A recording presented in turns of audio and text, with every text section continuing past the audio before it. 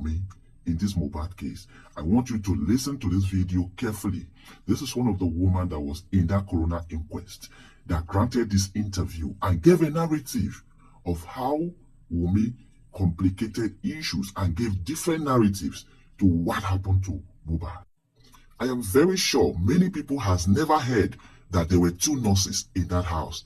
You will hear that today because the confusion was so much that there were two nurses. In fact, there was a nurse that slept over. Then before the one that they are even accusing came. My God. There are different factors to this thing. And most of this conflict that came in and confusion was from her. From this woman's testimony, you will see clearly that everybody have reason to point accusing finger at someone. Well, after listening to this video, you will have reason to now know that something is hidden. Confusion was caused and people could not get the right story and the right truth. Take a listen to this video. This case actually started 20 months back when the Lagos State government brought his body out on the 21st of September 2023, that they needed to, after a lot of cries, and that is a celebrity. He can't just die like that and just be buried like that. That they should exhume him for further investigation into his death, because he wasn't sick prior to the time, and we just heard about the fact that he died and he was horribly buried. Let me put horribly in quotes. So when they brought him out, there was a coroner inquest and all of that.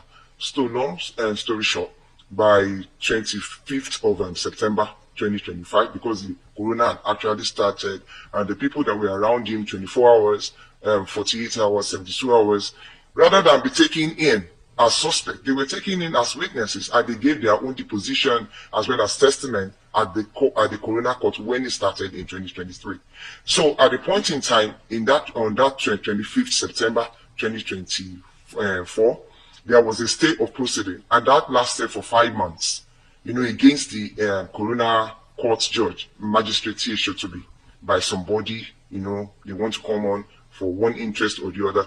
But eventually, the court reopened on the 28th of February 2025. And so before that stay of proceeding, there were witnesses that were supposed to come. And all of them came when the coroner reopened. We have Sam Larry, we have Naira Marley, we have the nurse, we have the doctor. There were two doctors. The first hospital was Kuramed. She didn't come. She has not come. And the other one was Perez. The man came. There was a private autopsy and toxicology by the family. The pathologist came, and all of them gave their deposition. Now, the reason why we're giving this interview, I'm of course coming on air to just let people know, one, that this whole affair, we're still on it. The interested parties are still asking what actually killed Mohbad. Do you understand?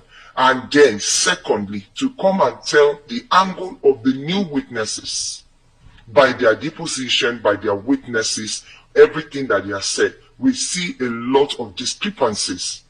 Because the initial parties that came, they didn't give a right. So the partner, that's Cynthia Wunmi Adebanjo, actually said that Mohbad died in the house. But later, I think it was on February 19th, this 2025, she went on television, telecast and podcast and all of that.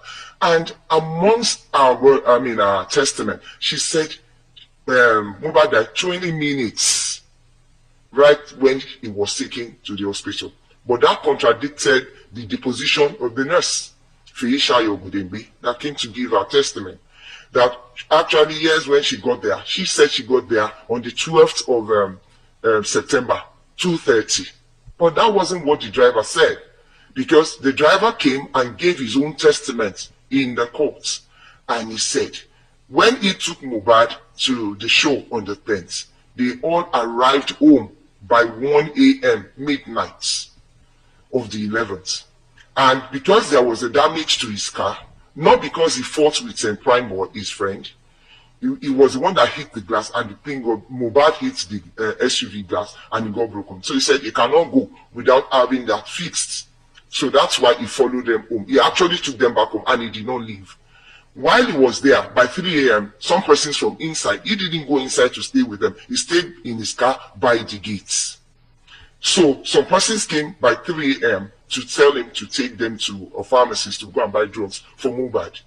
And he's like, no, I can't go. I don't have fuel in my car. So they took Mohbad's car. He came back with whatever thing they bought. He didn't know. He didn't go out. But by the morning, his partner, Cynthia, came out to attend to him. He said he didn't see Mohbad.